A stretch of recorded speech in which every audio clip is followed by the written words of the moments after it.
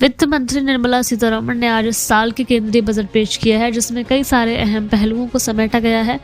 वित्त मंत्री निर्मला सीतारमण ने मंगलवार को आम बजट पेश करते हुए कहा कि आरबीआई की ओर से 2022 व 23 से ब्लॉकचेन तकनीक का उपयोग करके डिजिटल रुपया पेश करने का प्रस्ताव है। साथ ही क्रिप्टो करेंसी पर टैक्सेशन को लेकर भी फैसला लिया गया है। वित्त मंत्री ने साथ ही यह स्पष्ट किया है कि ब्लॉकचेन तकनीक का इस्तेमाल करके आरबीआई 2022 यानी इसी साल से देश की अपनी डिजिटल करेंसी लॉन्च करेगा।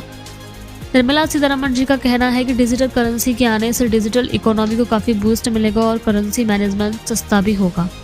इस डिजिटल करेंसी को हमारे देश की क्रिप्टो करेंसी भी कहा जा सकता है। बिटकॉइन की कमाई पर लगेगा 30% टैक्स।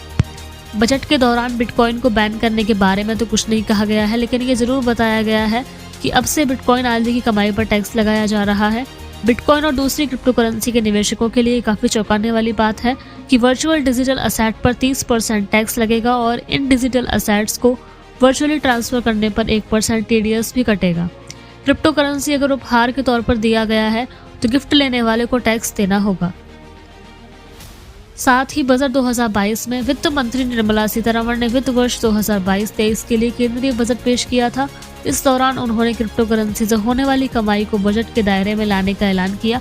उन्होंने कहा है कि क्रिप्टो करेंसी या किसी भी वर्चुअल असेट्स के ट्रांसफर पर होने वाली आय पर 30% का टैक्स लगेगा। साथ ही वह एक निश्चित सीमा से अधिक के ट्रांजैक्शन पर टीडीएस भी लगाने का ऐलान किया है। क्रिप्टो करेंसी रेगुलेट करने के लिए बिल।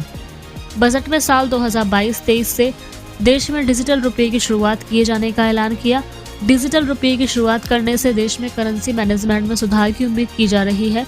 सरकार लंबे समय से क्रिप्टो करेंसी रेगुलेट करने के लिए बिल लाने पर विचार कर रही है, जिसे क्रिप्टो बिल के नाम से जाना जाता है। अब सरकार ने इस पर टैक्स लगाकर क्रिप्टो को रेगुलेट करने की दिशा में पहला कदम रखा है, जिसे बड़ी गुड न्यूज की तरह देखा जा रहा है। पहले समझिए कि आखिर क्रिप्टो करेंसी है क्या है डिजिटल या क्रिप्टो करेंसी।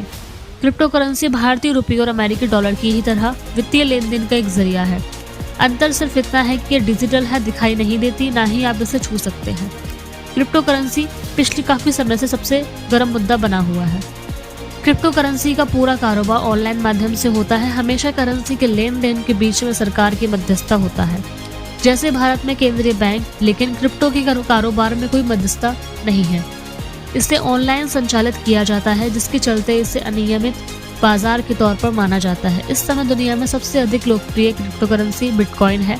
क्रिप्टो करेंसी दो शब्दों से मिलकर बना है। क्रिप्टो, जो कि लैटिन भाषा का शब्द है, जो क्रिप्टोग्राफी से बना है और जिसका मतलब होता है छुपा हुआ या हुई, जबकि करेंसी भी लैटिन की करंटिया से आया है, जो कि रुपये पैसे के लिए इस्तेमाल होता है। तो क्रिप्टो करेंसी का मतलब हुआ छुपा हुआ पैसा यानी डिजिटल रुपया। इस तरह खरीदी जाती है क्रिप्टो करेंसी।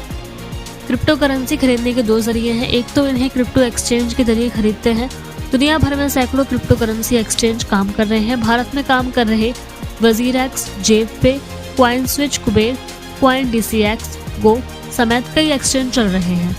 इसके अलावा कॉइनबेस और बिनोंसे जैसे अंतर्राष्ट्रीय प्लेटफॉर्म भी हैं, जहां से बिटकॉइन, इथेरियम, टेथर और डॉजकॉइन सहित दुनिया की सभी डिजिटल मुद्राएं खरीदी जा सकती हैं।